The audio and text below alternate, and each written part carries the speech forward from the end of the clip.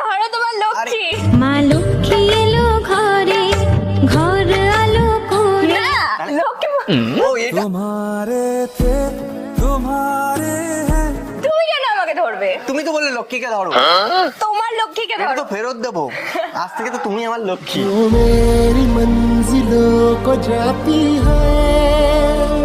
এটা তো মাটির তৈরি, দুদিন পরে জলে ডুবিয়ে দিতে হবে। না না এরকম বলতে হয়। তাহলে ওর জন্যই তো আমি ঘরে যাচ্ছি, রেখে দিও তো। ওর জন্যই তো যেটাকে ঘরে রাখা যাবে আমি সেটাই ধরেছি। আমি চাই না বাড়ি গাড়িয়া, তোমায় পেলে চলবে আমার। আর আমার মা নিয়ে গেলে না এত খুশি হবে লক্ষ্মী পুজোর দিন, আমাকে প্রত্যেকবার দুটো করে নাড়ি হতে দেয়, আর তোমাকে নিয়ে গেলে বলবে এনে 4টে দিলাম না আরো। দেখো তাহলে ভাবো।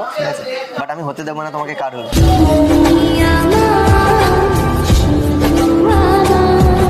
আচ্ছা বলছি তোমার বাড়িটা কি এখানে? না অনেক দূরে, তুমি যেতে পারবে না। আরে হোক না, যেখানে আমি যাবো সেখানে। কষ্ট করে অত দূর যেতে হবে না তোমাকে। এখনই আমার কষ্ট বোঝা শুরু করে দিয়েছে, আর কি করবো বলো, তুমি আমার লক্ষ্মী বলছো, আমি তোর কষ্ট বুঝবো না।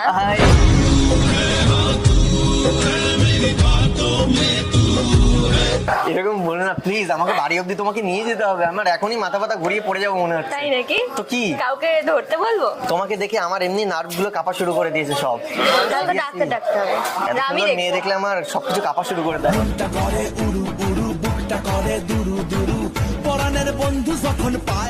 বিশ্বাস করো মানে হাত পা মাথা যা আছে শরীরে সব কাঁপা শুরু করে দেয়। কেন তুমি কি ভাবলে? তুমি যেটা ভেবেছো সেটাই। এই আমি কিন্তু অনেক খারাপ কিছু ভেবেছিলাম। हम खेले